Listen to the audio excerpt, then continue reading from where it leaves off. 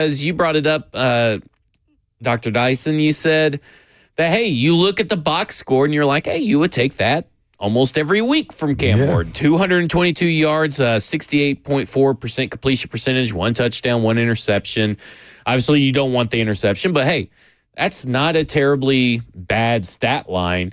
But the way that they got there and the way that the game actually looked, the score may indicate that it was a much closer game than it actually was. I know you work with Blaine on a daily, and he always tell you numbers don't always tell you the whole story. Yeah. Sometimes the numbers look better than what they actually are, and they look worse than they could be. At the end of the day, the only numbers that matter is the wins and loss numbers column. So, looking at his numbers, man, and you just taking the defense side of it out, the 20 points given up, and just everything else, just looking at the sheer fact that he threw for a high percentage. Now, the pick, it is what it is. That happens. It seemed progressing in the right way, but the eye test shows you a whole different story. The offense is sputtering at best. It was a struggle. The times that they seem to be the most successful is when there was less thinking involved. We were talking about it off air. It's kind of like you go out there. It's we got to go with 2-minute situations. Just it's less thinking man. We always talk about football. Thinking man is a dead man in the football field. You want to be instinctual. You want to be able to go out there and play, use your athletic ability to the best. And I think that's when, at least today, and we can probably go back the other previous 5 games, that seems to be when they seem to perform offensively the best, was off script or just let's go. Other times it seems to be a little bit inconsistent, uncertainty, play call, uncertainty, what we're doing. There were some things today, obviously, I think we talked about off air, let you guys mention that about the screen game and things, but defensively, it's hard to be mad at the defense in consideration the hand they were dealt. I mean, one of the touchdowns is not on them. That's a turnover. Really, a couple of touchdowns not on them because of turnovers, especially one. You're on your 1 yard line. What are you going to do? Not too many defense going to hold up on that. Special teams did their job again, but last week they got the big play, kind of helps the defensive stats. They didn't necessarily get that today. Kicking game is obviously with the kicker out, that suffers a little bit. But, I know we're going to get a lot of calls, and the whole Callahan thing is going to come out, and rightfully so, right? Especially at this juncture of his tenure, that is the conversation. How much longer are we going down this road with the head coach who seems to have ineffective push on his team, ineffective play calling, ineffective motivating players to be ready? But here's the crutch I'm going to give him in all of this situation. The offensive line has been inconsistent. We saw J.C. Latham was struggling again today. Of course, he's going with the borderline Hall of Famer Crosby against him, and that's a tough task for any tackle, let alone somebody coming off an injury. Going to the West Coast, bypassing 2 time zones in successive weeks, that's tough on the body, the mentality of the players, the physicalness of the players. That's tough to go to Arizona and then come right back and then go right back to Las Vegas, both specific time zones. You skipping over 2 time zones in a week's time, that's rough on the body. And so that's the crutch I'm giving them for some of that slow start, some of the things that went on this week. And it was an emotional come from behind game the week before, and you expended a lot of energy. Then you had to fly 4 hours back, get ready, fly another 4 hours, get ready. That's tough on the body. All that to say, all that doesn't matter. You got to win football games, and you got to perform better. Yeah, and I mean, this felt like a particularly demoralizing loss because if you stack these 2 rosters up side by side, the Raiders are the closest in competition to where the Titans are at from a roster standpoint, from a personnel standpoint. So heading into this contest, you kind of felt like, okay, they're coming off of a win that they stole a week ago from the Cardinals. Going into a game that should be a little more evenly matched on paper, you hope they can capitalize on it, take advantage of it. And they did the opposite. It was what we had seen the weeks prior to that Arizona Cardinals game where Dr. Dyson mentioned instinct, like rhythm with this offense. It feels like they're operating in quicksand for whatever reason it is. We can get into all that later, but the bottom line is it's just not moving well. It's inefficient, and the results speak for themselves at this point. You're 1-5, and you've dropped a game to an opponent that you should have hung in there with. Yeah, I think that's the big thing for me is looking at this today's game and how it looked, how it went, how it felt for 4 quarters is kind of what I expected it to be like last week against Arizona Cardinals, who is a much better, more talented team, which we saw with them with Jacoby Brissett. They took their loss and they turned it with Jacoby Brissett into a nail-biter with the Indianapolis Colts, who are one of the better teams in the AFC. They were leading at late in that game. Right. And here with the Tennessee Titans, when they're even just punching in their weight class, so to speak, they get knocked out fairly early. I mean, like they were they got knocked to the mat, and it felt like once they got knocked to the mat, they were still in the fight technically, but they were wobbling around the ring. Yeah. And that's a sign of a team that to me feels very rudderless, directionless, and that's not to say that the defense is that. That's what this offense. I think this offense lacks a little bit of identity, a little bit of hushpa. I'm not Jewish, so how do you say it? I don't know. I'm not Jewish either. There you go. Yeah, you're coming to me. But real quick, we'll continue this. We got pause for station identification.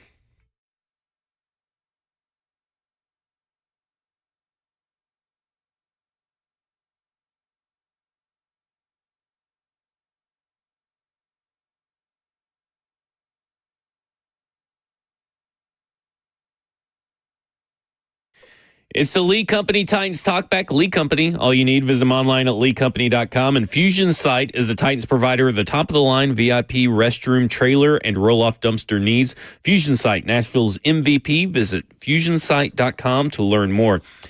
I mean, what is the identity of this team? Because we get told what it is, and then it never gets turned around to look that way. Now, we'll have to say, I think we counted 4 explosive pass plays. 2 of them... Well, Van Jefferson showed up today. I think 3 of them. All 3 went to Van Jefferson, if I'm not mistaken. 18.8 and then 1 yards to Chig. per catch. Yeah, and then 1 to Chig. But this team, it's like they tell us one thing throughout the week and then flip it around and they don't do any of it. They want to lean in on the run, then they never lean in on the run. They want to split carries. They kind of did split carries, I guess you could say, today between them because it was... 5 for Spears, 10 to Pollard. But Spears was obviously, no offense to Tony Pollard, was your hotter hand. 6.2 yards per carry. 6.2 yards per carry, and then you didn't really use them. And they say they want to be explosive. They want to do deep passes, and then they really struggle finding those. And some of that's the offensive line. I mean, I kind of noticed in the first quarter, those first few series, I was like, J.C. Latham ain't right. Yeah. He's not even close. And what's worse is that I'm like, maybe they should try Oliudo. Yeah, we were joking about that during the game. But it may have helped because I think he rushed a little. I mean, that hip injury, he's not a guy known for his lateral quickness anyway. And it looked like, according to what you said, Stoney, you thought that they were lining out that far wide with Max Crosby because... Yeah, it felt like a calculated decision to really test his range and where he's at coming back from this hip injury. Like you said, I don't think Latham is known necessarily as a rangy guy. He's not a dancing bear out there that's going to get out, meet guys in space anyway, much less coming off of an injury. It felt like they were lining Max Crosby out wide and saying, okay, come get me. And when he couldn't come get him, those rushes were being bent inside and they turned into pressures. Yeah. This is why I say numbers always tell the story. Because, how often in the NFL do you look at a 1-and-something team and they beat a division leader? And it happens, right? Because matchups and injuries, the timing, you catch a team on a downtime, you're on you always can't go by the roster in itself in the NFL because they're all talented in their way. I think today the hidden figures, if you will, were the defensive pressure that the Raiders seemed to put on the Titans. And it was relentless. And to your point of, we would like to be a run more, split the carries, do all these different things. But when your offensive line is struggling, you're not converting third downs, you're behind the chains again, that script, you're almost like balling that thing up, throwing it out. Now I just got to find something that's got to work. And I think that's what's happening with the Titans is I think they have intentions. You don't just say that and say, then, this is what we intend to do. We all intend to. But when you get out there and everything starts flying around and Crosby's coming at you and this and everything else, you almost got to scrap it and say, what's working? Right. And at that point, I thought Spears, like you said, got hot, and then you got behind the chains a little bit. You can't use them again. You know what I mean? So it kind of changes their aspects of what they want to do. The hidden figure part of it is, if I'm the Raiders and you're behind the chains and you're behind the scoreboard and I got one of the best pass rushers in the game, and I know I'm not worried about the run anymore. Obviously, they ran 15 times. I am not running. I am coming after the quarterback now. I'm not even worried about you. And so that's at that point, they're putting 6-7 guys at the line. They're making you communicate who's got what. You're going to make a mistake one time or another. Even if you don't, I'm creating a one-on-one with Crosby and Latham, and I think I'm going to win that one more often than you're going to win that battle. So they had a great game plan to make the Titans cipher through man-to-man on passing games, creating one-on-ones, and created the right one-on-ones. And even there's times when the Titans did try to double him. Tight end stayed on for a little while, let the tackle pick up on him. But it's just slow developing routes. The other guy let the guy loose. Cam couldn't step up. It just worked into their favor today. My fear is this becomes the blueprint until they figure out how to beat zero coverage and all this blitz schemes with this offensive line. Because if offensive line continues to struggle like this, which they have, it doesn't matter who's calling plays. You can go get Shanahan. You can go get Bill Walsh, Shanahan from back in the 80s, and they're not going to be able to do nothing because they're not going to be able to pick up the blitz.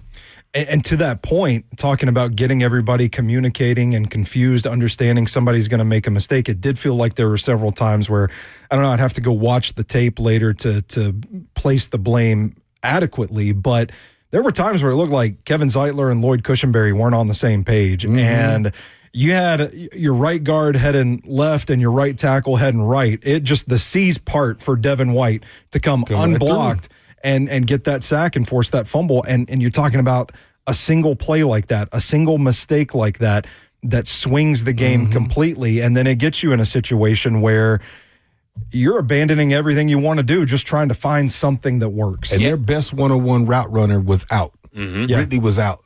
And so for their corner standpoint, they're like, well, we'll take our chances with these younger receivers, slower receivers, and see. We're going to play them one-on-one because Ridley's really the one that we worry about running by us. Yep. And with his quickness, once he was out the game, they're like, okay, we'll see what you can do. And then, I mean, they had some good plays. You mentioned Jefferson showed up today, but again, when your game breaker is out, that changes the game too. Yeah, it just seems like every week this team, when they're met with the unexpected, don't know what to do. It's like they freeze like a deer in the headlights because the deer's crossing the street, then all of a sudden here comes a car. Let me pause. And nothing we're doing is working. And then you're gonna hit me. And I'm flying over your car. Windshields are being cracked and all this kind of stuff. And that's what this team feels like. It's like a car wreck involving a deer, and they look lost. When they're like, well, they talked about with the screenplays today. Teron Davenport asked about, hey, you guys were 5 for 5 for 8 yards on screens. Completion percentage. Have you guys thought it? Yeah, that's true. That probably helps his completion percentage. And, you guys haven't been very successful with screens this entire year pretty much. What did you see from the Raiders that made you think that this was the route to go? Was pretty much the question that was asked. And he wants to throw a little barb in there about there's different definitions for screens or whatever that means. But then he talks about how they didn't show they showed a certain look on the film that we watched. They showed a certain look, and then they showed us a completely different look. And then they're asked about, well, why aren't you changing and adjusting? And Brian Callahan literally says, I don't know. Those are conversations I'll have with the staff throughout the week. Well, shouldn't those be conversations you have during the game? So, hey, we need to figure out, they're showing us these looks that we weren't exactly prepared for. Let's switch some things up. And they wait, it feels like, until the fourth quarter with 7 minutes left to switch anything up. And that's, to me, the biggest problem I have with this whole entire staff so far this year is that they just look like, well, we studied.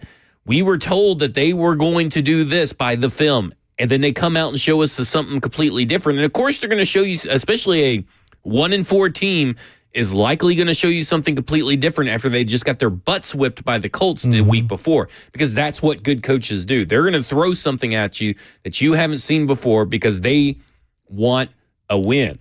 And I'm not saying Callahan doesn't want a win. I mean, obviously he wants a win, but I think that's where the coaching experience and coaching disparity between Pete Carroll and Brian Callahan really has shined in this particular game. Yeah, I think for me, for Callahan, I think there's that level of insecurity on the play calling. I think that's being addressed, whether it be from reporters, radio, TV, fans, and probably his bosses, if we're being honest. And that's the concern is what's going on with the play calling. We brought you here, offensive-minded guy, and that inconsistency. And I think and again, I said it even about a football player, when you're a thinking athlete, you're ineffective. You need to be able to utilize your athletic ability, going out there acting on instinct.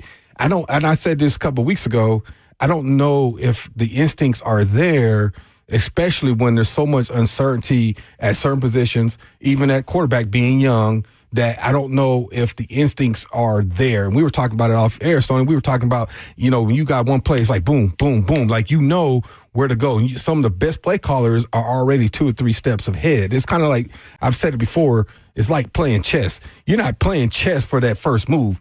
You're worried about the counter. You got 2 or 3 moves behind. You're trying to anticipate what that opponent across from you is going to do, what piece he's going to move. And then you try to counter it, and you're thinking, okay, you're thinking how I'm going to get to the king.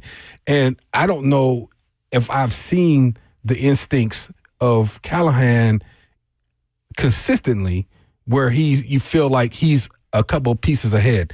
And that's because I don't know. And again, that's for him to decide if it's the offensive line struggling, the rookie quarterback, injuries, all those different things that he could hang his hat on.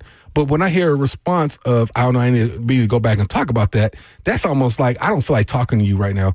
He definitely didn't feel like talking to anybody. Yeah, because I'm assuming they've had those conversations. Yeah. He just like, I don't know, we're going to talk about it. Next question. He just did not want to address the obvious because you lost again. Yeah. Now, if he'd have won, he would have had that conversation right there. You say, well, this is why we thought blah, blah, blah. But when you lose, you're like, okay, I'm done. I don't feel like talking. Especially if he is on a hot seat. Yeah. And if he's on a hot seat, he's feeling it. Oh, he's definitely on a hot seat. I mean, I would be he looked totally given up. Like, yeah, I mean, it's like he watched old Yeller get shot. That's what it was like. Yeah. I empathize with him, man, because it feels like they're trying to throw everything against the wall to see what sticks, and nothing's working. And we're talking about pressure from the media. We're talking about pressure from his bosses. Man. The hot seat. I just wonder, like you guys, I question the rhythm, the instincts, like what's going on here. And I can't help but wonder how much you start getting into, well, this play's not working. We can't call this because our O-line can't protect. Our quarterback's holding on to the ball. How much do those things get in your own head and cause doubt when you're trying to operate this offense? Because it kind of seems like a perilous situation where nothing is working and you don't have the answers. Yes. And when you get to that point, what's your saving grace? And I'll say this. I'm sorry, Rick. No, go ahead. Even if the offensive line was struggling, running game struggled, and I'm going to use the comparison to where he came from. Right. Burrow is a different quarterback. And I'm not saying Cam can't be, but he makes up for a lot of mistakes for his ability. And Jamar Chase makes up for a lot of mistakes that Burrow probably made. He shouldn't have thrown that ball to him, but he's a dominant athlete, dominant receiver. He's able to make those plays that probably shouldn't have gone to him. So there's a little bit of that dynamic difference too, because sometimes players make bad play calls. I'm not going to say bad play callers, bad play calls, great calls. It's almost like, oh, don't shoot that 3, and he knocks it down. You're like, oh, great shot. That's kind of some of the things that happen sometimes when that was a bad play call. Woo, it worked out. But they're not there right now. And that's not to say Cam won't be or really can't be. I'm not saying that. But they're not there right now to be able to overcome ineffective play calling. And it feels like they're calling plays a couple different ways. To me, it feels like for whatever reason, maybe it's just because we talked about before the game, but it seems like there's a lot of emphasis from the camera angle, from looking at the wristband, calling the plays, and how long that verbiage. That's everywhere in the film, man, unfortunately. Yeah. But I mean, like, that seems like that maybe, it needs to be simplified a little bit or something. And that's every offense in the NFL is like that. Just wordy. Just all of wordy. it is. Gruden's was the wordiest. Well, and he's a disciple of Gruden, so that's why I wonder. So is McVay. All of them come from that Bill Walsh tree. They're all wordy like that. I think the difference is the instincts that come with knowing here's play 2, here's play 3, here's play 4. There's that instinctual next 2 or 3 plays, and they go down and they're able to get there. I don't know if he has that rhythm that they're like, oh, here's next. Gotcha. They're all like that. I mean, you can so go when you say he doesn't have that rhythm, is that Cam Ward or is that Brian Callahan or whoever's calling the plays? I just don't. I feel like, and I was talking to Stoney about it off air. You can go back last year and you remember Levis playing time in the huddle, like, come on, because looking at the clock, and as they're probably trying to figure out what they want to do next. I think that comes with some of the instincts. But as far as the wordiness of the plays, when I was coaching high school football, I recognized I was coming from an NFL background and mine was wordy. And I was like, oh, I need to condense this because really they need this much. But I was giving him examples on the play calling. There's calls for the line plus their checks, calls for the receivers plus their checks, calls for the running back plus their checks, all wrapped into one. And everybody is identified within that play call. So you can go like the college game, but the college game is predicated on athleticism being the key component, not offensive line play where the NFL is, because the field's so condensed because the hashes are shorter, numbers are in, that it's more on scheme. You actually have to have a scheme, and then the athletes obviously got to make plays. But if my athlete's better than your athlete in college football, probably gonna win. Athlete to athlete is pretty even for the most part in the NFL, right? There's some guys that are a little bit different. So how do I get my athlete in a better position? And so a lot of times they use words like close or naked or far or queen, jack. Like there's so many different words that use to tell, oh, this guy moves here. And it could be the exact same formation. One person moved and it's 3 different words. It's crazy. It's crazy. I used to always think like, dang, this is like reading a novel every play. It's crazy. All right, coming up next, we'll go to the phones. We'll go to Eric, Mike, Gil, Trey, Kenny. 615-737-1045 is the number. This is Titans Talkback right here on 1045 The Zone.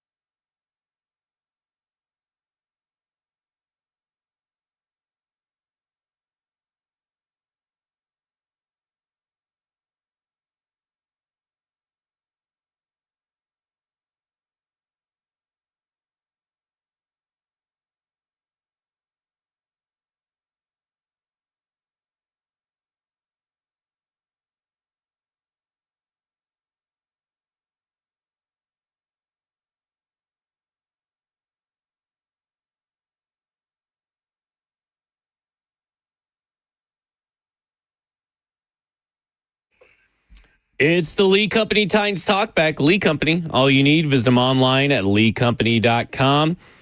And guess what? Kroger is set to check out today's final sack numbers tonight. Thanks to Big Jeff and Draymond Jones, the Titans had 2 sacks versus the Raiders, adding $200 to the already $1,100, bringing that total to $1,300 for Kroger's donation to Second Harvest Food Bank of Middle Tennessee.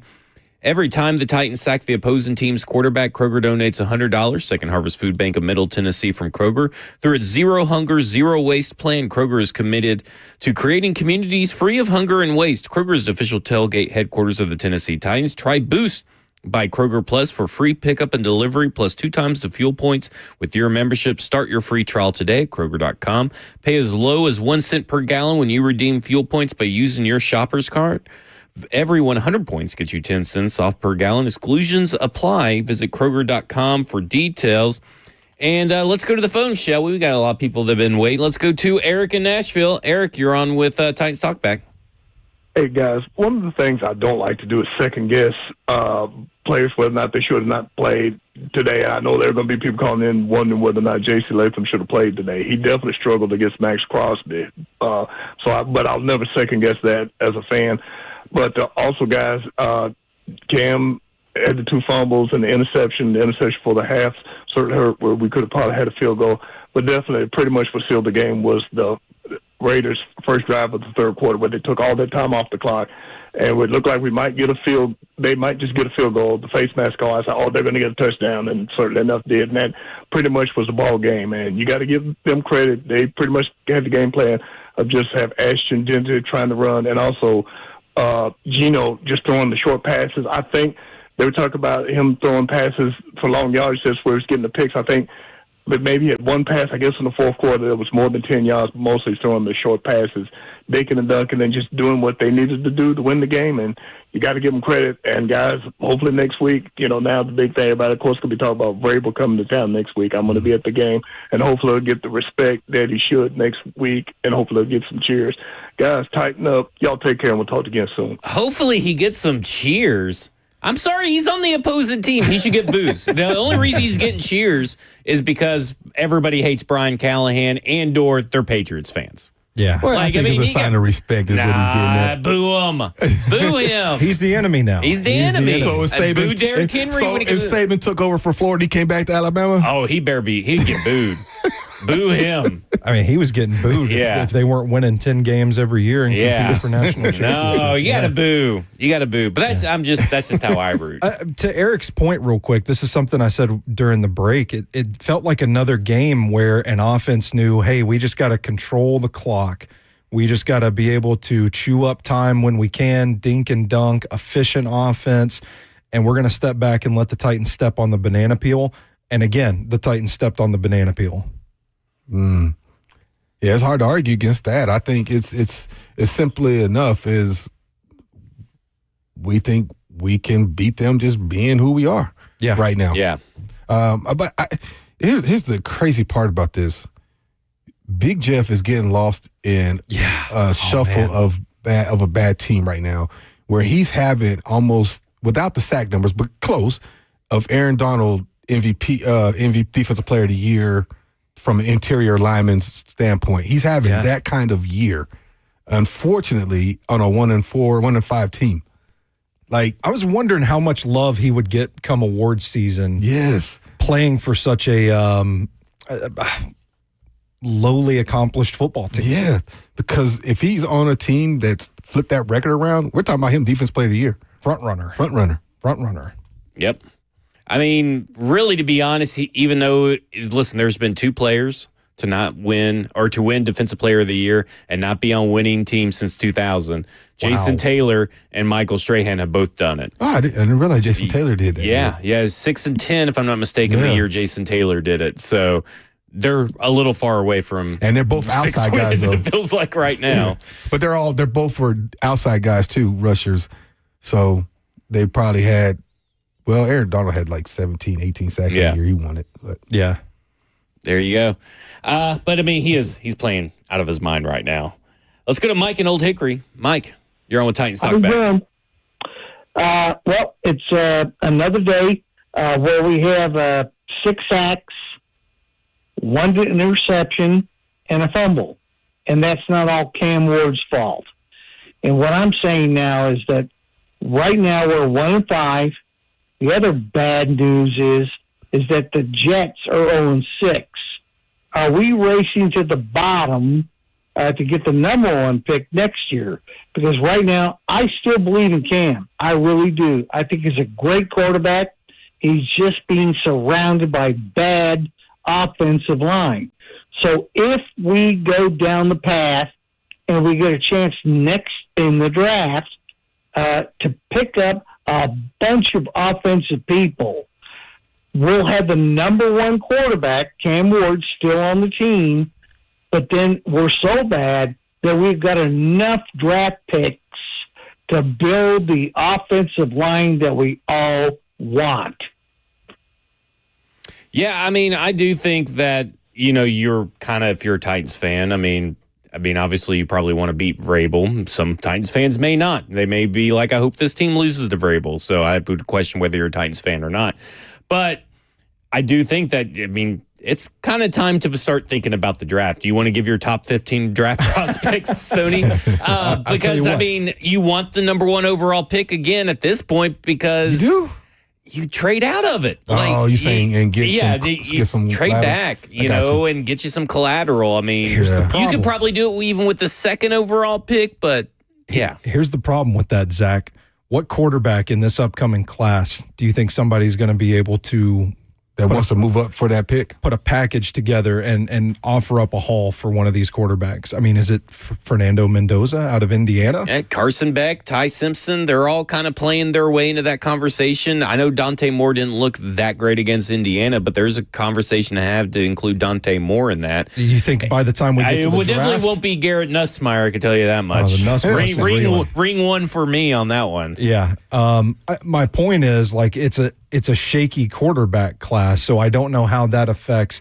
And I really don't know how many blue chip players are going to end up being in this draft. So I think that's why you need more darts than anything. Well, I agree with that. Yeah. But you got to find the trade partner that's willing to give up the picks. There's always going to be someone desperate, especially with some of the. I mean, heck, I wouldn't even rule out the Browns at this point after watching Dylan Gabriel play today. But there's going to be teams that are always desperate to move up. I mean, the Giants. We said the same thing about last year's quarterback class. People were talking how bad it was, and the Giants were still wanting to trade up. Yeah. So, there's always going to be, and they eventually did trade up for Jackson Dart, and they have been able to pretty much adapt their offensive system around the strengths of Darts and get the most out of them, and where a lot of people thought that wouldn't even be possible sometimes. Yeah. And well, that helps with having a run game, too. Yeah, Scatterball's that's true. Been playing well. Because it's interesting to see Dart being successful where, what's the name, Jones was unsuccessful. You would think the same coach staff would have done the same thing for Jones, who's having a pretty good season right now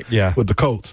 I being an old athlete, I want to win them all. Right. Even whether I'm 1-4, I believe I can win the next one, and that's how they're going to prepare. Yeah, I'm not saying they should actively tank. No, I know, but it's kind of like last year. I just think they're just going to be that bad. Yeah, and that number one overall pick is just it is, man. It's like a scarlet letter, you know. But I see what you're saying, though. I get it, because if you can get a couple number ones out of it, or a couple number twos out of it, and start building this roster with some good young talent, because they drafted well. I think the guys that are here now have done some pretty good things. The young guys, and DK and them are starting to really show who they are from the draft stage. They may need to start putting Jackson Slater in for Kevin Zeitler. Hey, now we're talking. So they've drafted well. Yeah. So I get that, but number one overall back-to-back seasons. That is pretty ugly. Yeah, it's ugly anyway. I'm just trying to get. Listen, I'm basically just trying to put a lipstick on the pig right now. Yeah. It's. I'd rather if we're gonna be ugly, let's at least get something out of it, because I think getting like the second overall pick, you're probably crap out of luck. How often does that happen when a franchise has back-to-back number ones in the NFL? I think the last time was Myles Garrett and Baker Mayfield for the Browns. Browns. I think that, because I don't think the Jaguars went back-to-back. Yeah. Did they? Trevor and Trayvon, were they back-to-back? edge rusher. Yeah, Trevor and Trayvon were back-to-back. Yeah. Gotcha. I will say, Reuben Bain Jr. would look pretty good in a He Titans would look uniform. good. wouldn't really help your quarterback. But hey, I mean, at this point, you can't turn down good players. Fair enough. At this point, let's go to Gil. Gil, you're on with Titans Talkback. Hey, fellas, what's going on? How you doing, What's man? up? I would just like to say Callahan been getting belt handed to him ever since training camp, man. And I just don't know what to say about it. But at this point, I don't even think he'll get an offensive coordinator job next year, considering he never even called plays. So I'm with Bones Fossil. Give me Bones. He's the only person that's I think that could capable of maybe just getting the team through the year without just automatically destroying Cam Ward. But I'm all the way out on Callahan at this point. And I think next week will probably be a home game for the Patriots. It's getting so bad.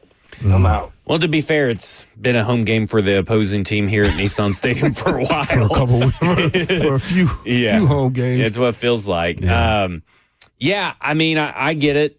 I know we have said our concerns about Denard Wilson as well, and I think you want to keep Denard Wilson where he's at because at least the defense is playing pretty good. It's working. Now it's against so far the last 2 weeks where they've looked really good is against the Cardinals and the Raiders. But at the same time, look good against the opponent you got, you get a little bit more grace from me. But the special teams unit has been the most consistent one and has had the difference in coaching for that particular unit is pretty apparent. Now they've gotten they got Chimere Dike, who was leading the league in all-purpose yards. So I am all aboard on Bones Fossil. He has head coaching experience.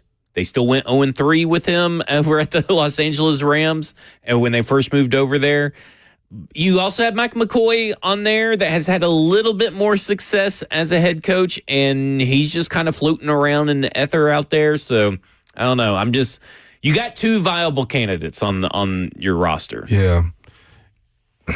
But it's not great. It's not good. But I think if you're going to make a move, meaning Amy Adams and everybody, if they're going to make a move in the early part of a season or mid-season, you do have some options with some guys that have been there. Even Callahan's father, who's on the staff, has been a head coach in the National Football League, so understands the aspect of it too.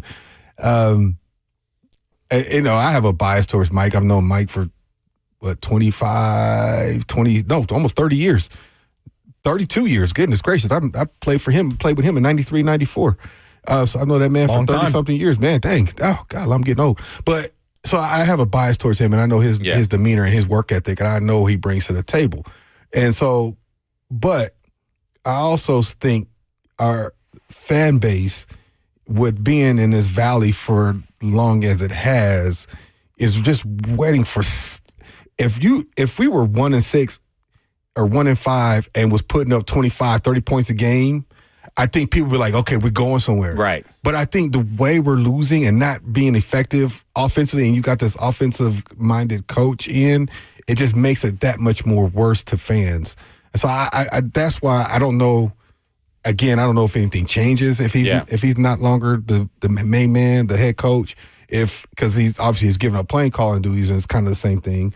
I don't know if it changes that much offensively, but as y'all mentioned before, sometimes you do get a little player bump. The energy goes up a little bit different. It's like, whew, because now you're not worried about because players answer the same questions. What about Callahan? You think he's going to be here next week? And they're like, man, I'm just here to play. You know what I mean? So they'll play for whoever's there, and they're competitors. But I think the fear, from my standpoint, is, it's just another year of change. And even when Vrabel was here, he was head coach. It was how many offense coordinators did he go through? 4? So LaFleur, Art Smith, Todd Downing, Tim Kelly. Four play calls. And he had to get this offensive coordinator was pushed on him by a Kraft, by ownership, Josh McDaniel. And it's working because Drake May's looking awesome. Yeah. But I mean, if he have looked just as good with Tim Kelly or Todd Downing? I don't know. You never know. And I'd be curious to see, and maybe I could look at it on the break, but the Kings' production within those, I think he had 3 of those 4. Because he had LaFleur, but it was he was splitting time. Right. But I'd be curious his production of those 3 of those 4 too. So again, philosophies, connection with the head coach, timing with the players and things like that, quality. I think that all plays a aspect to all this. And I don't know if they have all Well, we know they don't. They don't have all the right components right now. Just love that it's October and we're talking about get the coaches out of here before we ruin Cam Ward. Yeah, I mean, not see the season going this way. It just doesn't feel like it fits, right? Yeah. This marriage between the quarterback and this particular offensive scheme and how it's being ran right now just doesn't seem like it fits. It doesn't seem like anybody's comfortable in it. The offensive line. I know that Cam Ward says there's not a lot of miscommunication. He said that today, but you could tell. I mean, you saw it. Like Kevin Zeitler was like bumping elbows into chests of Lloyd Cushenberry is what it looks like. They're looking at each other like, hey, man. Like, what happened? What happened? Mm-hmm. Yeah. That's not good. That's not a good spot to be in. Yeah, to me, it's just like they can't pick up stunts still. And then you have, maybe some screenplays are getting checked into, and they're getting checked into where it's a screen to Tyler Lockett with Chimere Dike, who can't block anybody, trying to block a defender and fails at it, and the screenplay fails. Mm-hmm. Like, it just seems like what this offense wants to be, it can't be, because I don't think it's the right pieces. And that does fall back on, to me, Brian Callahan, because he said that he was going to do all this stuff, bring all this stuff in from the Miami offense. And this looks like the same offense from last year. This does not even get close to resembling what Cam Ward was successful with in Miami. Now, some of that you can't bring over because it's college versus NFL. But it feels like if he's bringing over any of it, it's just 1% right now. There was I go back to Malarkey and Mariota. And I'll go his first game. And you remember he did like a zone fake and hit Kendall a couple times, just right in his face, little slant. And it was just simple. And I remember thinking, yeah, they watched his college film. And they were just like, he's comfortable, right? He was in gun. He was able to see the defense and things of that nature. Then that coordinator left. That head coach leaves. Then that coordinator left. And then that, you know what I mean? So, and he was never able to get comfortable in the next few schemes. And I heard Ben Jones talking about it earlier this week when he was talking about how there was times when they were calling the plays. Yep. And he was just, can you imagine a quarterback? That pressure, you're already worried what everybody else is doing. Now you got to call the plays to boot.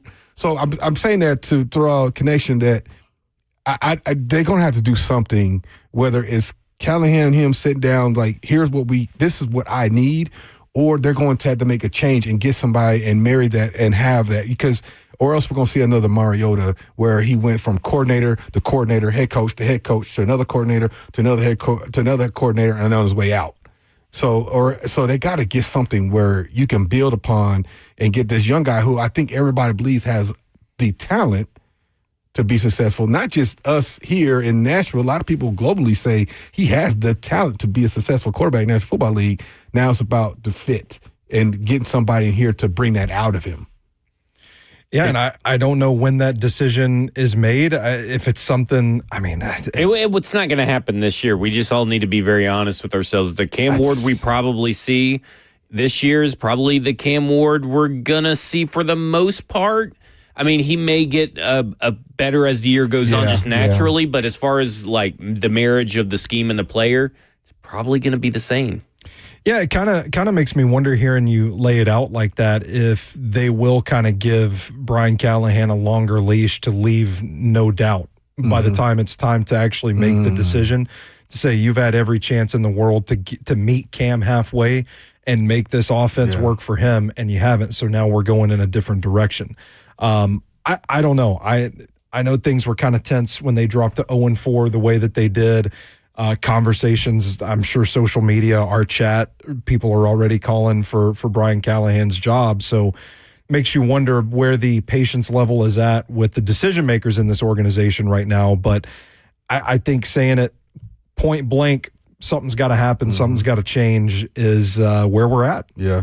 I've always said this about the National Football League. Everybody's talented.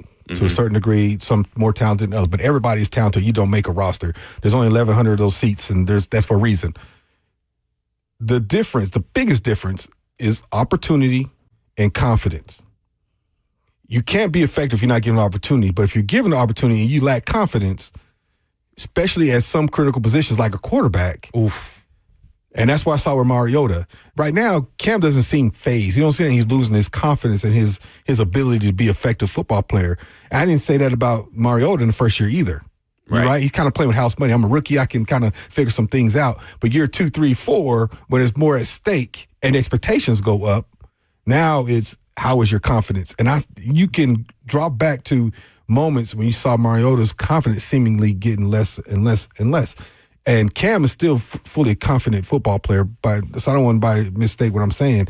But what I'm worried about, and where I can draw that comparison to Mariota, is because this was kind of conversations that was happening in that first year of Mariota. And then we got a new coordinator, then we got a new head coach, and another coordinator. Then it was just like you saw him uncertainty over and over. Then it was like he can't throw the ball outside the numbers. Well, why did the guy, this coordinator who wanted to throw the ball outside the numbers? Well, that's not his strength. His strength was throwing the ball right in front of him. Yeah. And that's when he was the most effective. You know what I mean? He had the ability. He was a runner. He had all the athleticism. They took that away from him.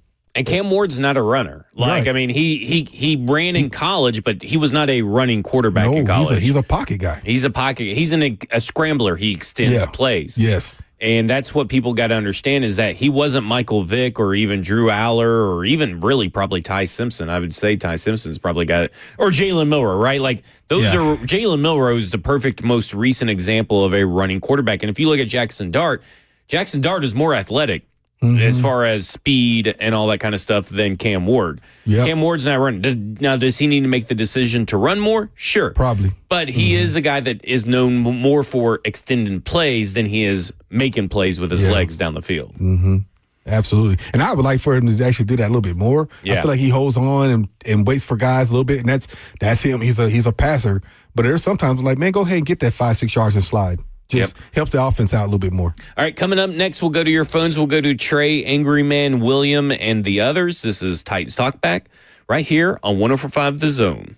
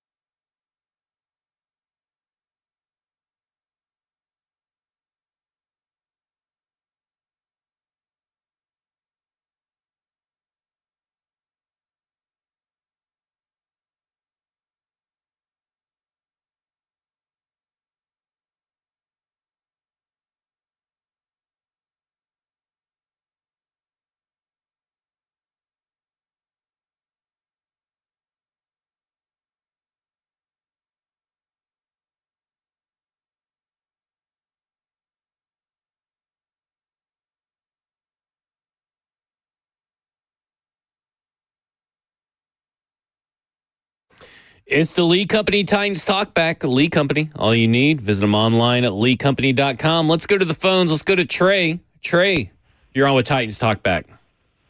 Yeah, man. What's up? How y'all doing? Doing good. How are you? Good, man. I just want to say that, we faced two bad teams this season, Cardinals and Raiders back to back.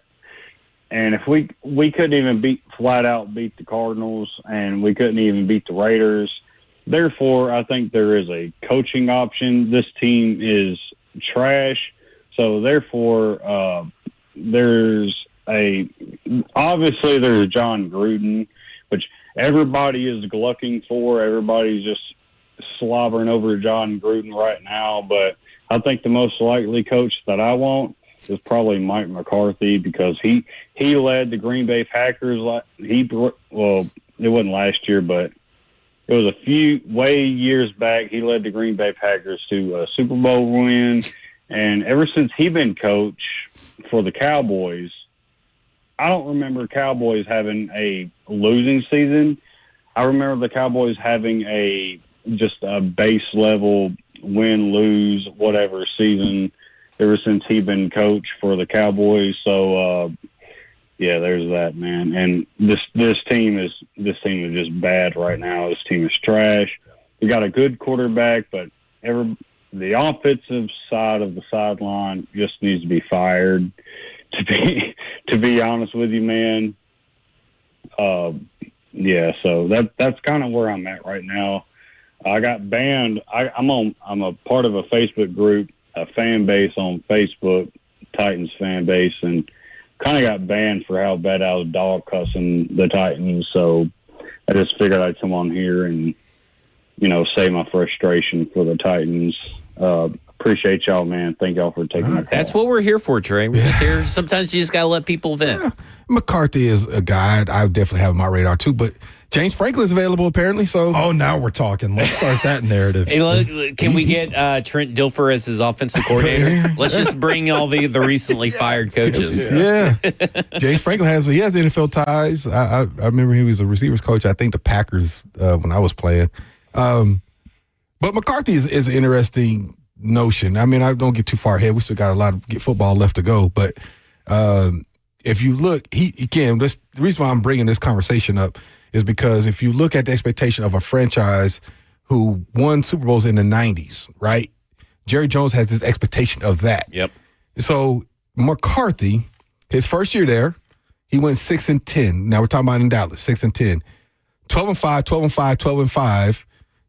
No, he won a couple playoff games, and then 7-10 got him fired. One bad year. Well, he didn't sign his new contract. I don't think we ever got clarification for expired, this. His contract expired, but I think there yeah. was an offer on the table from the Cowboys. Okay, so he wasn't fired. He just was not I'm not renewed. sure. I'm not sure on that. But I mean, to your point, and that 6-10 and 7-10 seasons are when Dak got injured. Yeah, when Dak was healthy, 12-5. Yeah, which goes to show you that hey, even without his main quarterback, where there's guys like Cooper Rush out there playing, which we saw what he did with the Ravens is not very good. He still was able to cobble together a 6-10 and 7-10 win season where they were actually somewhat competitive. Yeah. And you've seen him kind of work with a kind of out of structure, sloppy footwork quarterback in Aaron Rodgers, right? And help take his game to the next level and win a Super Bowl off that. Listen, there could be a lot worse. You could do way worse than Mike McCarthy. I know that the community, the Twitter analyst community, had really dogged Mike McCarthy over the last 2 years of his tenure at Dallas, even though he went 12-5 one of those years. But I think we have seen now since he's left, I mean, that's a lot of that is going to be on Jerry Jones and the decisions that he has made. And I think that the way that he meddles, and you saw the Panthers, like we can't even get a game like the Panthers put on today from this Tennessee Titans team. And that's what's maddening, is that this roster on paper is better than the roster on the Carolina Panthers. and they can't be exciting or be competitive or put up points when they need to. And they went toe-to-toe with Dallas today, and they won. Like, you can't get that here in Tennessee. They've quietly gotten to 3-3 too. They're 500. Carolina has. I just And they've want to been float. looked pretty awful in their 3 losses. Yeah. I want to float Jackson's idea. Jackson came in here in the break and said we need to trade the first overall pick for Mike Tomlin. There you go. We need to start that narrative. Let's do it. You know I'm a fan. That's my frat brother. I'm always a fan of Mike Tomlin. Yeah. I can't believe the Steelers are like, get rid of him. Like, he wins every Ravens year. fans want to get rid of John Harbaugh, and I'm like, please do. Dude, they win every year. Someone come save us. I mean, Like, seriously. please. And while we're talking about the Panthers, I'm thinking about Young. You remember when he came in, number 1 pick overall? Yep. All the expectations on him. He's too That short. whole and that was a quarterback that wasn't married to the and he coach. struggled, And got he stuck. benched. Yep. And now look at him. I'm not saying he's one of the best quarterbacks in National Football, but he's way more productive than he was those first couple years in the National Football League when he was new offense, new coordinator, all the different things, not fitting his skill sets, all the different things. Yeah. Now look at him. And so I'm just saying, I think everybody that's calling in, listening, us talking about it, understand things take time to develop from a player-coach relationship to be effective. We all understand it takes time. But what we haven't seen is that progressively getting better, incrementally getting better with this relationship between the play caller, the offense, and Cam. It's kind of, I don't know if it's getting worse, but like they said, a football player, if you ain't getting better, you're getting worse. You don't stay the same. You're either getting better or you're getting worse. So I was going to call it stagnant, but I go back to what my coaches they always tell me. A football player never stays the same. You're either getting better or you're getting worse.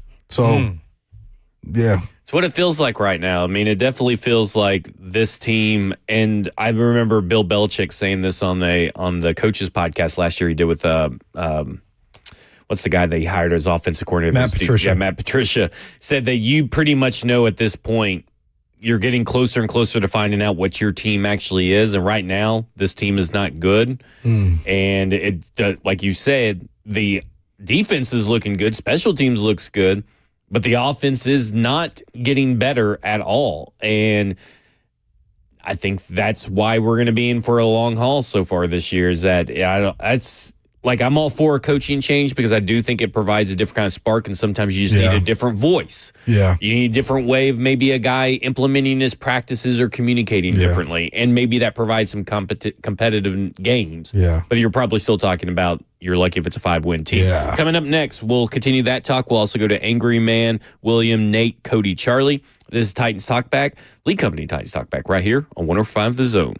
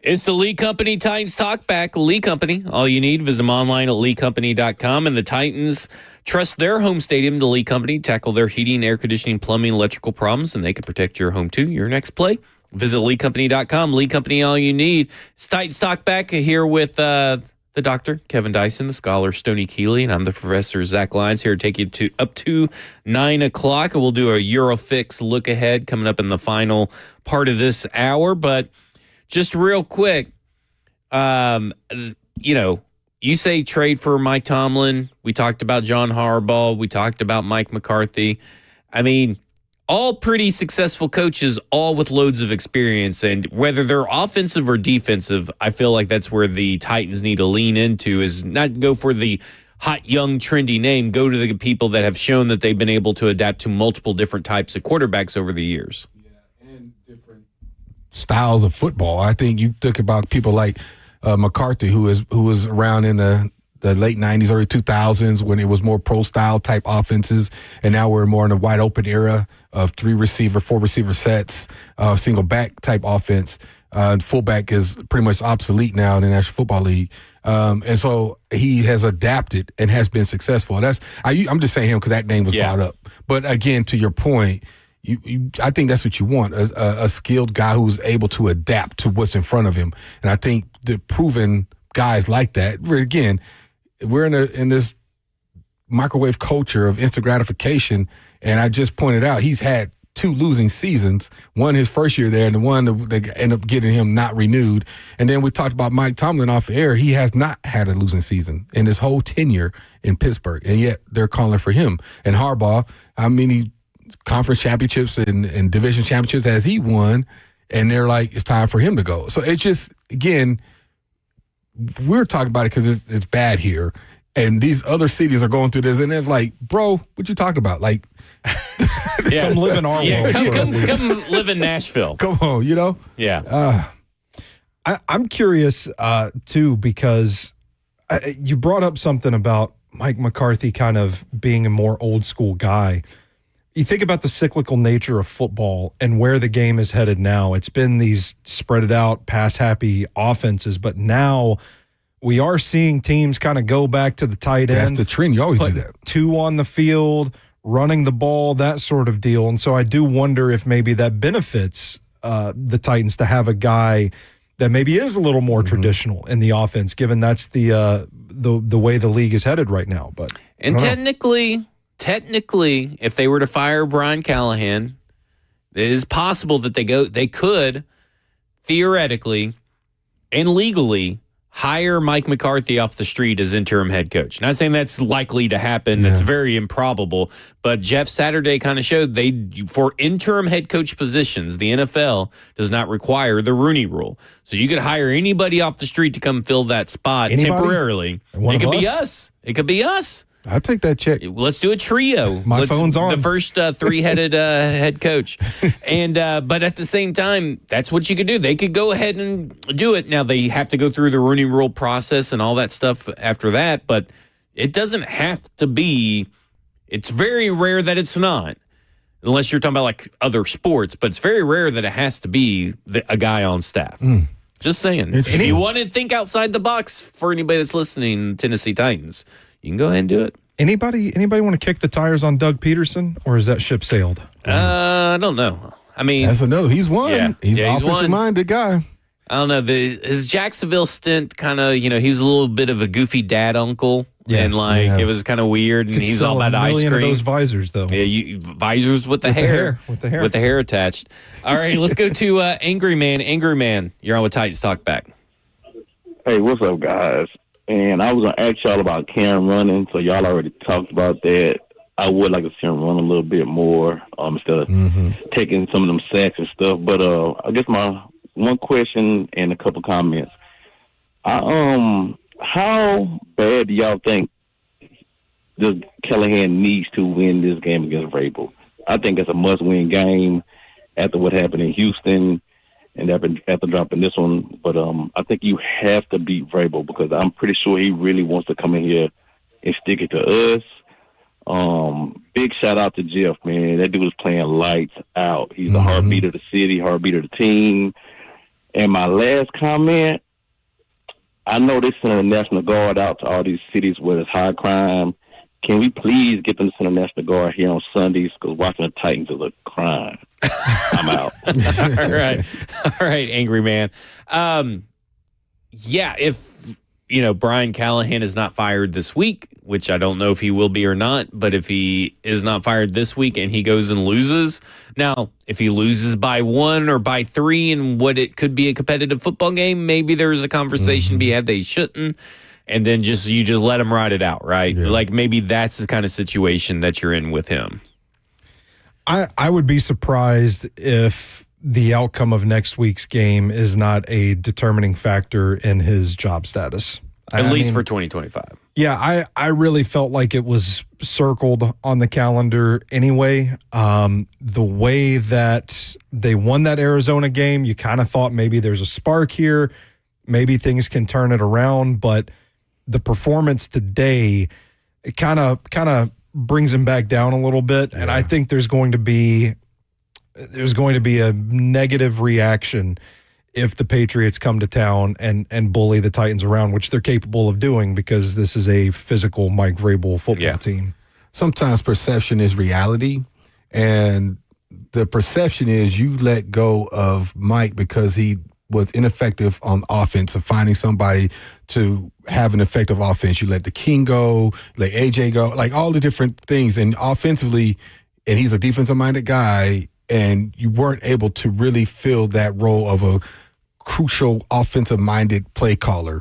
And I think that was one reason to go. So now you're talking about you let him go, and you brought this offensive guru in, so I'm not using the words of everybody else, to come in. And now if you come in and you let the former come in and your predecessor can't score, get dogged, and you dog him in the stadium that you help, that's everybody's got their eyes on this one. Yeah. And if he beats you with a style of football that you fired him for, yes, whew. Yeah.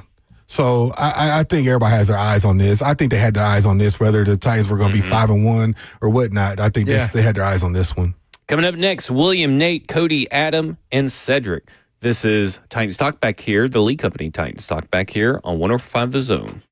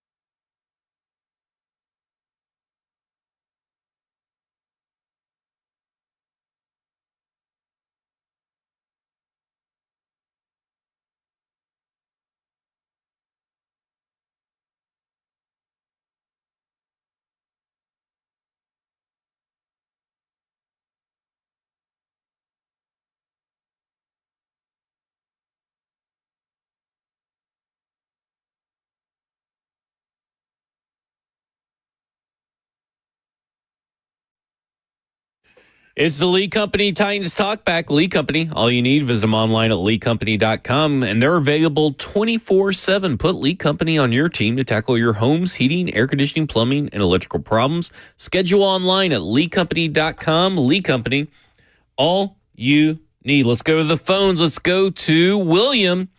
William, you're on with Titans Talkback. How are y'all doing today? Doing good. How are you? Yeah, good. I got back from the game. I just want two things. One, I didn't know that the Titans can look worse in person than they do on TV. So again, that was how bad the game was. Thank you. And I think the Titans only have two choices for the rest of the season. They should, if they're going to keep Callahan, they need to bench Ward to save him for the next coach, or fire Callahan and continue. So that I'll leave it with that. Thank you. There you go. Wait, your thoughts? Brandon Allen time? Is that what we're calling for now? We're calling for Brandon Allen to get into the game? I mean, maybe he's the issue over there because he's that extra coach they just have to have, and maybe he's the issue over there. Let him call the plays. Yeah, we'll see how that goes. There's nothing better. There's not a better teacher than experience. Regardless of what's going on, he needs to see what's going on. He needs to see the division games twice to see the adjustments that team make. There's nothing that replaces experience for a player. Yeah, and the Colts are coming up right after the Patriots, too. So. Oh, gosh. It sounds horrible. Let's go to Cody. Cody, you're on with Titans Talkback. Cody, you waited all this time, and you're ghosting us. Are you guys hearing me? Yeah, we can hear you now. Awesome. All right, so this is all going to be said with a little bit of tongue-in-cheek. But, I remember somebody pounding the table for a data hire way back in 2019, 2020, I'd say. So 2021, we got Matt Marino. We had a good record that year, but then the following year, 2022 and beyond, we started the record started looking like shit there. Continuing to now. Sorry, you dropped a little cuss word, and Jackson does not stand for that. Sorry about that. If you want to call in and complain to Jackson. Let's go to Nate. Nate, you're on with Titans Talkback. What's up, guys? I especially want to know from Kevin Dyson, Dr. Kevin Dyson, that is. My apologies, sir. You good. There were a ton of fumbles today by Cam Ward. We can't place all of those on him, can we? I mean, the offensive line has to do something, right? Yes. The short answer. But that last one, that's all Cam. I mean, it happens, right? That's just one of those mental lapses, and the ball slipped out of his hands, probably had a little loose, whatever. That's on him. But the pressure and the other ones, that's part of ball security. You got to make sure you protect the football. But who knows? He's there trying to read the defense, see where the receiver's going. And that's why they call it a blind side for a reason, because you can't see everything that's coming. You got to kind of feel that. But, yeah, he's right. It's not all Cam. But he's going to take the blame for it because that's the type of person he is. I'm curious about that. Oh, sorry. Well, I was just going to say, I just don't like that all these people are saying that Cam Ward isn't a good quarterback. And, I mean, he's not, not even halfway through the first season of his career. So, y'all have a great day, guys. You too. Hey, thanks, Nate. Yeah. That second fumble, the broadcasters kind of touched on it. It looked like he pats the ball like he's about to throw it. And one of them asked, did he just pat the ball out of his own hand? I haven't gotten a good angle at it. It didn't look like, because I thought that too. It didn't like it. Just like when he went back, it just kind of slipped out, just kind of came off. You've seen the other quarterbacks do it before. I remember Dak Prescott did it last year. It just kind of, they got that grip and it just kind of slides out on accident. I mean, it's happened. We've seen blooper reels all the time where quarterback just like, whoop, it comes out. Ball could be a little slick or whatever. You never know. But I just think that was just one of those fluke things. That first one was mistake from the offensive line. Free rusher just crushes it. Yeah. I mean, definitely. Didn't even attempt it was just so bad. They're looking in two different directions. Yeah. I mean, they're looking at two different, it's almost like, the Wonder Twins trying to activate powers, but they just like go right through. Like it was ridiculous. Let's go to Adam in Portland. Adam, you're on with Titans Talkback. Hey, Zach, man. Hey, the offense makes it look hard, man. Well said. I've never seen a team make offense look so hard. They're so boring. I've been with this team forever. I don't know. They're easily the most boring Titans team. I don't know if I've ever seen a more boring NFL team. Like, my God, and Cam's a big part of it. Like, I've made all the excuses for him, and I get it. Like, I would love to see what he looks like when we get him away from this poison coach that he's with. Like, he's making him regress, but at the same time, he is not helping himself at all. Like, he's making stupid choices now. So it's like, I guess it's Restrepo week, man. Let's see if we can get Restrepo in there at some point this week. I think it's probably time for that. And I had heard a rumor, and you guys can tell me if I'm wrong on this, possibly Philly shopping AJ. If they can, my God, find a way to bring him home and right that wrong. Like, I would give up so many assets, even if we suck. Don't even say, like, what are you bringing him to? I'm bringing him to Nashville. That's what I'm bringing him to. I don't care if it is a bad situation. I want that receiver back if we can get him. Tighten up. I still love him, man. It's the most boring football team ever. I hope Amy hears that. I hate my team. We're boring. I don't want to watch it. Fix it. I'm with you. It is so boring. And listen, Cam Ward will be the first one to say that it's a him thing too. Like, he's a part of it, no doubt. But I mean, it's very worrisome that we heard both Big Jeff say it in the locker room after the game, and Cam Ward confirm what Big Jeff said, that it was a bad week of practice. In fact, their worst week of practice, it was flat. And that's coming off a win. And it's another week of coming off a win, because I remember that was the same conversation after the Houston win. And they went and got butt whipped by the Commanders.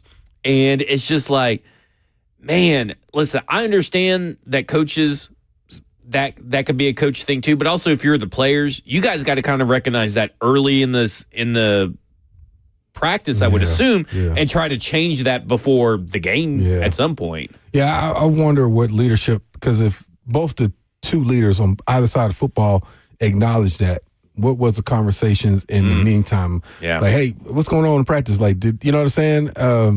And again, that's going to come with experience. Cam, being a captain, may not felt that I had that voice quite yet, although he probably does, but he may have been, you need to stop practice. Like, hey, this ain't right. Let's go. We just got one win. We ain't won the Super Bowl. Like, you know what I mean? So I don't know. It's just interesting dynamic that both leaders on that side of the ball have said that today. That may be the most fireable offense you could kind of make the case for with Brian Callahan, is that after wins, this team struggles to stay, I don't know, I don't think motivated is the right word, but they try to engage. Yeah. And for both your leaders to come out and echo that and say, you know, even Cam Ward, for him just not to say, no, I thought practice was fine, to try to help smooth anything over. The fact that Big Jeff said it, Cam Ward agreed, that right there should, out of all the things that we have seen, should be like the icing on the cake or the cherry on top of the fire sundae. Yeah, and Adam hit the B word there too, which is particularly damning. You can be scrappy and feisty and fun and still lose games and buy yourself a little leeway with the fan base. You can't be boring. Can't be bad and boring. If you're bad and boring, that is no man's land. And again, I go back to, like, what's your saving grace if you get to that point? I don't know. And I'm going to give Callahan the crutch, and this is the small one. Some players, they got to own that too. If you're having a bad week of practice, like they had a bad week, you're competing. You're at a high level. And that's why I said earlier in the show, sometimes fatigue, whether you recognize it as a player or not, that flying across 2-3 time zones and have to go right back there, it essentially becomes a short week, because you almost take away Monday, because that's really, you're recovering from the flight. You being a two time zone, and you're 3 o'clock kickoff, but that's still your body. You're still playing. Now you're playing at 5 o'clock, and your sleep pattern's off.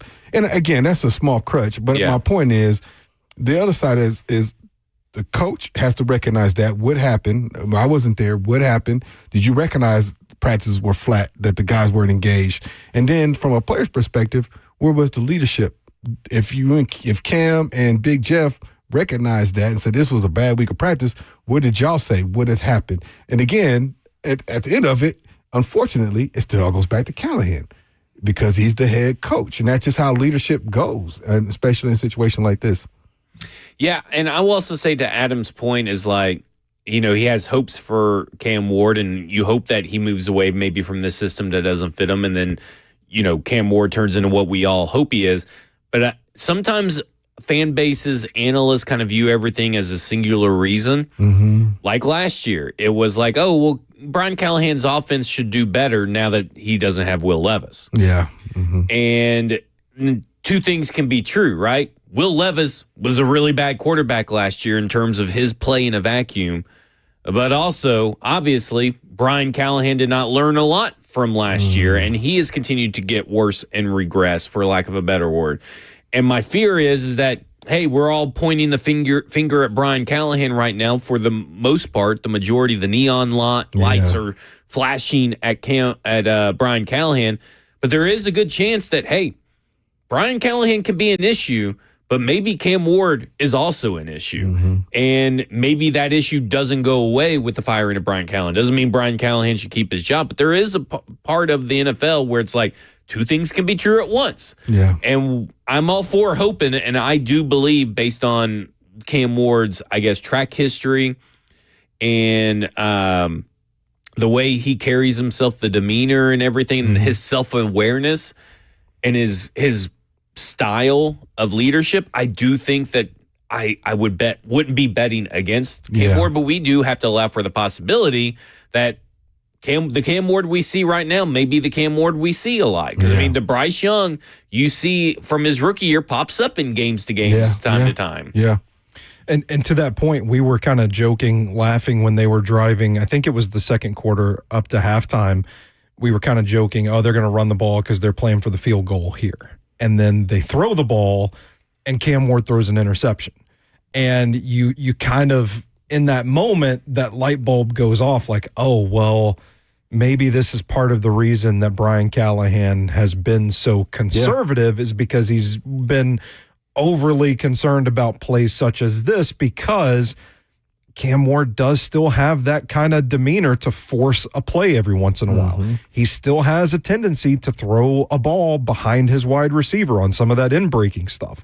Those things are consistent with his tape from Miami, and therefore I don't think it's, like, to your point, like, I think we have to be objective and honest. Brian Callahan deserves a ton of heat, but I don't think Cam Ward's doing much to really bail him out right now either. Yeah, because this is a timing offense, right? So the interception, am I thinking the right play? Is that the Elikiah Manor deep shot we said he should have took? Yeah, that was the interception. I think so, yeah. Yeah, so Elikiah Manor, it gets NFL open, and because Cam Ward is off his timing, he's missed his route. Yeah. Now, I don't like an offense that has that kind of just like margin, very small margin for error, especially with a rookie quarterback where you have to be perfect. But, I mean, that is a little bit on Cam Ward, and it ended up in an interception, and a pretty big interception that ruined some momentum for your team. Yeah, you know, Ken, the crutch that Callahan has is a rookie quarterback, and basically, essentially two rookie quarterbacks, because Levis essentially was a rookie too. But what I will say this about Callahan, for the most part, at least, he hasn't placed blame on that situation. He's said all the right things. We put this on him. We've given him control. We've talked to him about plays. He could easily say, well, I got a rookie quarterback. He's not going through the reads. He's not doing the progression. Because I've seen head coaches do that to save their tails. I will say that about that man. He has not at least done that. He has not thrown Cam Ward under the bus to save his butt.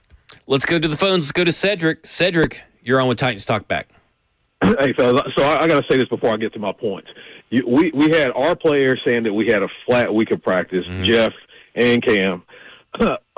Remember, the Colts said that same thing about us before the game. And I want to say this, man. I told y'all a couple of weeks ago, teams take on the personality of their head coach.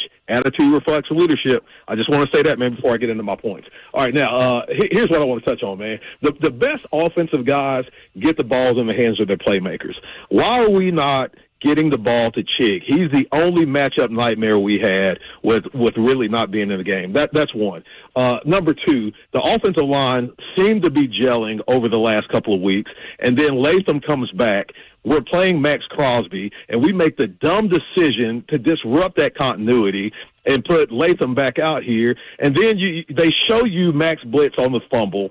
And Latham, offensive line 101 is to block inside, man. And the dude steps out. We have a free rusher, man. You cannot do that, man. Dumb and dumber. Callahan.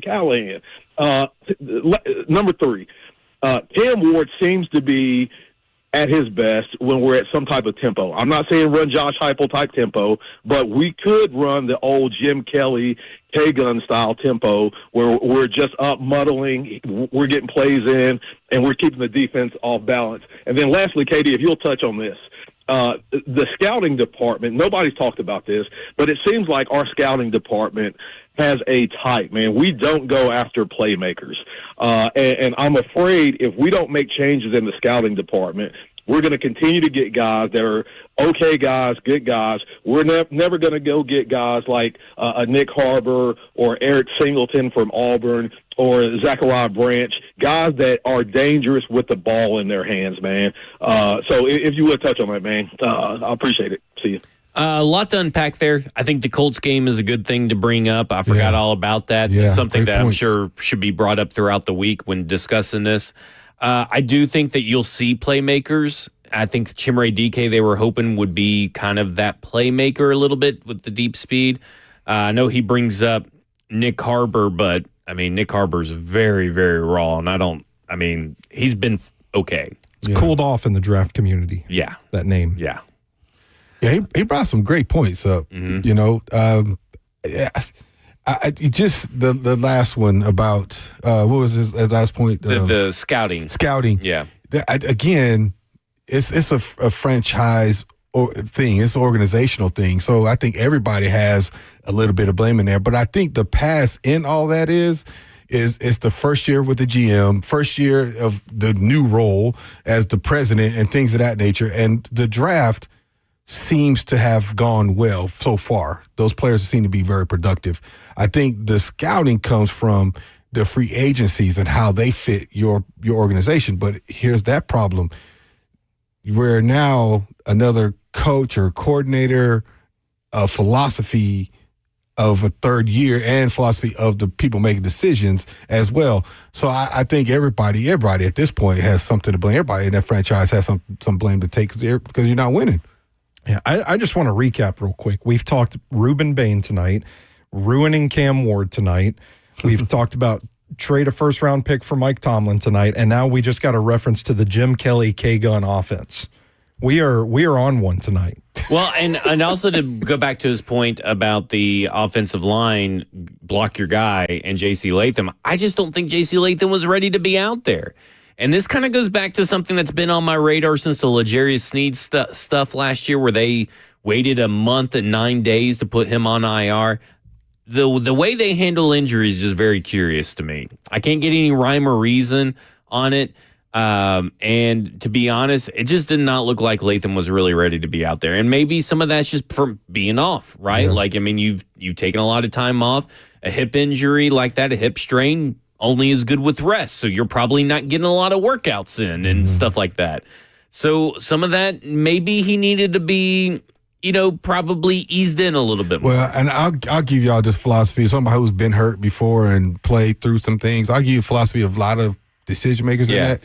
That person who's the starter, is he better at, say, 80% than the backup is at 90 or 100? And I think that's the decision you weigh.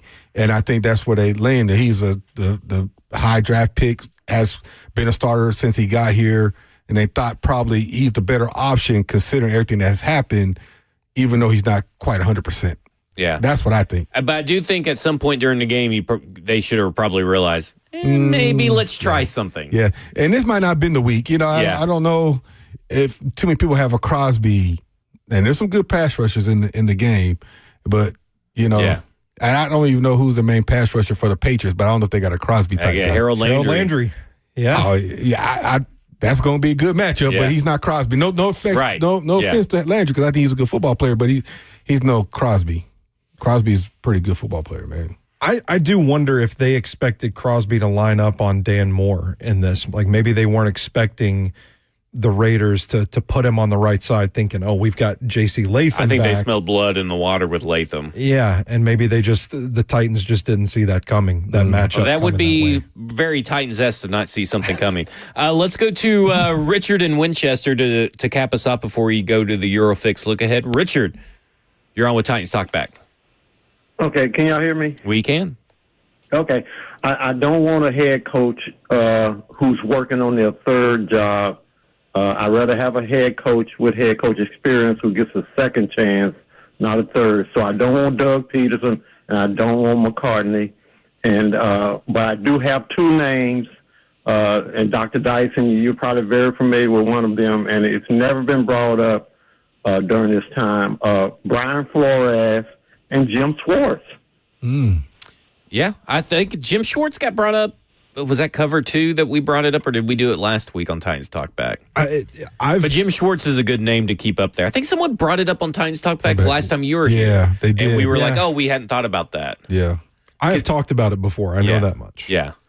That's an interesting name. I like the Brian Flores idea. I'm not totally out on former New York Jets head coach because of that whole situation over there at the Jets and Robert Saleh. Yeah. Like, I'm not really out on that because Kyle Shanahan talked about recently how beneficial it's been to have a former head coach back on his staff and how much they have learned from each other just in this short time since he's been back with San Francisco. Yeah. Here's my thoughts on this whole. I think I don't know if Callahan's going to be gone before the end of the season, but I think they do make a choice for 2026. There'll probably be somebody different as the head coach, and you know that's just the reality of our business. But I also think if you look at some of the narratives across the National Football League of potential vacancies, I think it would behoove the Titans to wait a little bit and see what comes because they keep calling for Tomlin. Oh, he won again. They keep calling Harbaugh, Mike McCarthy. You just brought up two other names. You know, there is a level of you're going to have some good candidate options if you're looking for a veteran, established head coach that has been in the game and knows it and has adjusted, has had success. There's going to be some potential guys out there. I mean, we've already talked about one who's just out there right now. Yeah, you know. So I all that to say, I don't know if Callahan makes it through the end of the season. My instincts say he will not be the guy for 2026, and as just because how his 2 years or a year and a half to this point has been. But the Titans, I mean, I didn't know that whole thing about interim, not the Rooney Rule. Yeah, that would be an interesting concept. Yeah, and what if he came in and turned that thing different. around? Yeah, do something completely different. And again, like I said a couple weeks ago, we're not signing these checks either. No. It's easy for us to be on this radio and say, fire this, move this, do that, because we're not the ones writing these checks. And the coach's contracts are the only ones that are guaranteed. And so as long as he doesn't have a job, she's still paying for whomever until they get another job. So if this job were to open up, how attractive is this job for potential coaches? I think it's still attractive. Good salary cap. You got space next year. You got Cam Ward, a quarterback that people are going to be willing to work with. Not a roster that's completely bare bones, but you can still put your stamp on it. And you still got Big Jeff there too. I was about to say, yep. You got a lot to work with here. Yeah. All right. Coming up next, we're going to do our Eurofix look ahead. This is the League Company Titans Talkback here on 104.5 The Zone.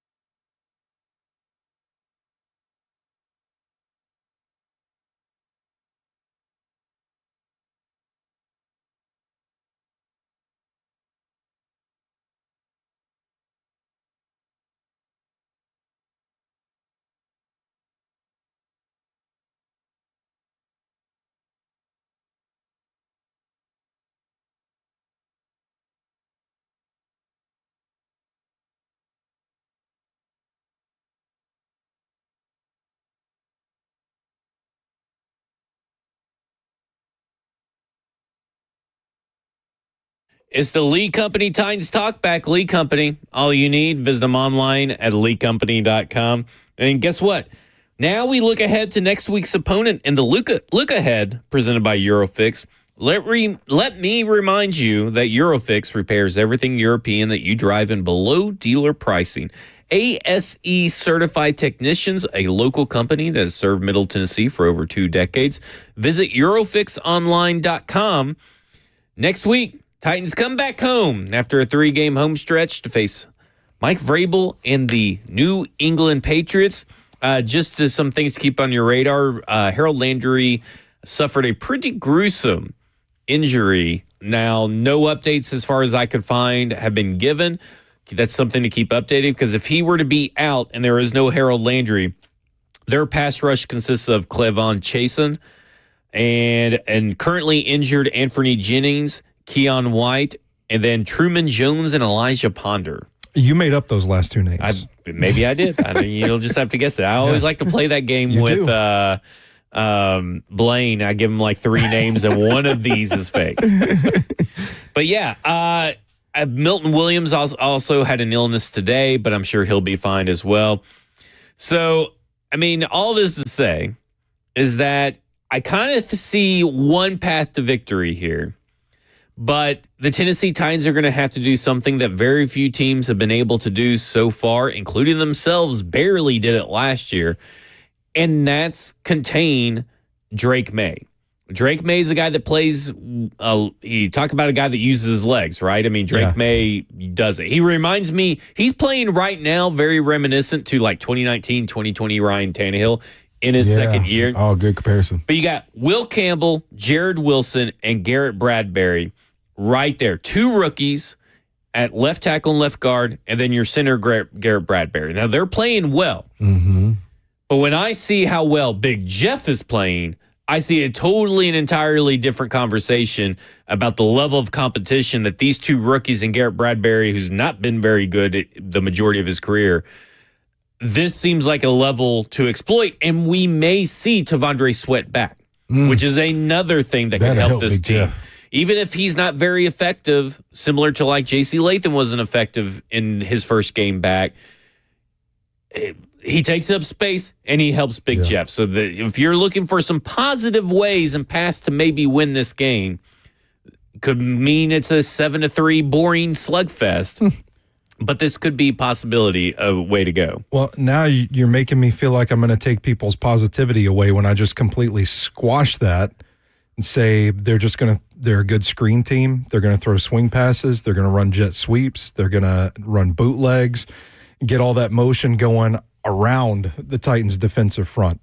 That would be my concern. Yeah. Because they're effective at doing that, and then Drake May is highly efficient taking shots when they present themselves. So this strikes me as a matchup where it's going to be yet another team that's going to rush for, drop bodies into coverage, and they're going to say, we know you can't score. You can't hang with us.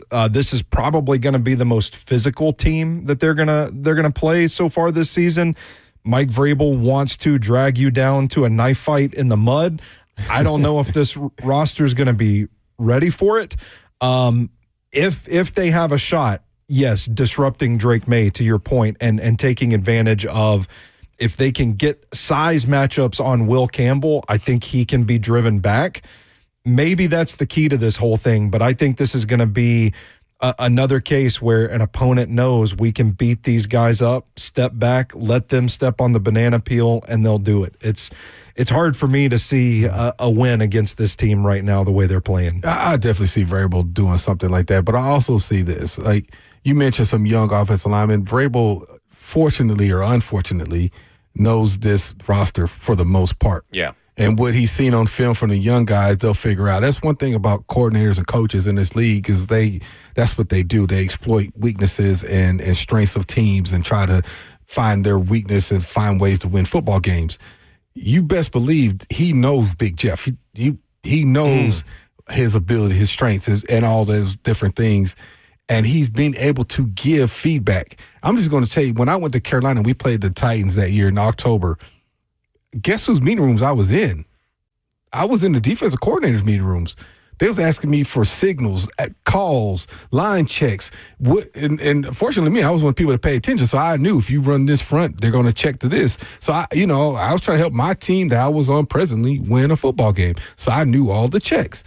And so you best believe, not that everything's the same, obviously, because different staff and all that kind of stuff, but personnel-wise, he knows a lot of these guys. He knows a lot of stuff he can get away with. So you can expect something that he's going to take advantage of that he knows because of his tenure here. And you best believe he wants to do something to rub that in. He won't say it. He won't even acknowledge it when it's done. He'll say, I'm just trying to win a football game. But you best believe when he's talking to his team, he's saying, this is the one I want. Yeah, we're going to dog them, beat them, and then go on to the next one. And that's what he's going to do. He's going to try to do. Have we restored any hope? No, I can't believe I was the positive one. I was being positive. You're positive that Vrabel's going to win. No, I didn't. I just said he wants to win. But to your point earlier, this is one of the games where the Titans seem like the chips are down, no way in heck, all of a sudden, they win this game. Well, I don't know about that. That feels like the coach that used to be able to do that is on the other side of it. Yeah. But also, to be fair, he's also the coach that drops an inexplicable loss to a far inferior opponent. There's our path. And there's your path. Like maybe the old Vrabel pops his head up and is like, at the worst, he's like, I'm here on Nissan Stadium. Let me drop one to a Cincinnati Bengals style of team that's down, 8 starters on their offensive line. Yeah. There's our hope. There's your hope. Right there. I will say, Kayshon Boutte is going crazy apparently. 2 or 3 touchdowns. Demario Douglas, Stephon Diggs. Stephon Diggs had his revenge game last week. Maybe Mike Vrabel has his. I will say the Titans defense should technically match up well against this offense, especially the corners. Yeah. And I know the corners haven't been playing especially well consistently enough throughout the whole game. But they have been able to make stops, make plays, get pass breakups, and stuff like that. And this is a far inferior wide receiver roster than what they have faced. They have a stable of running backs of guys that run really hard, but they also have a stable of running backs that have issues with fumbling. That's true. They have given the ball up quite a bit. Potential for a turnover. So it's all about today. I mean, they ran 9 times with Drake May, 9 times with Travion Henderson, and 13 times with Ramondre Stevenson. When's the last time you've seen a 22 carries from just the running backs on a Mike Vrabel team? So I know he's going to want to get that established. Can the Tennessee Titans stop the run? That's the whole thing. Listen, I'm just saying, I'm not going to pick the Titans to win this week. I'm just saying there are paths where they can win. And I'm just going to try to be a little positive. Okay. You can have fun. Yeah, there you go. Like it. I have dubbed myself the president of positivity on Fridays here at 104.5 The Zone. I try to be positive. I just try to do it. All right, that will do it for us. We got the Dr. Kevin Dyson. We got the scholar Stoney Keeley, and I'm the Professor Zach Lyons. And we got the highlights guru behind the glass of Titans Radio, Jackson Williams. Shout out, Jackson. Titans Radio coverage is produced by Joseph Bonanno, studio producer Justin Hawkins, studio host Lucas Panzica, promotions director Rich Ferris, director of sales Hunter Rice, general manager Allison Warren, operations manager Paul Mason, executive producer Rhett Bryan. This has been the Lee Company Titans Talkback right here on 104.5 The Zone.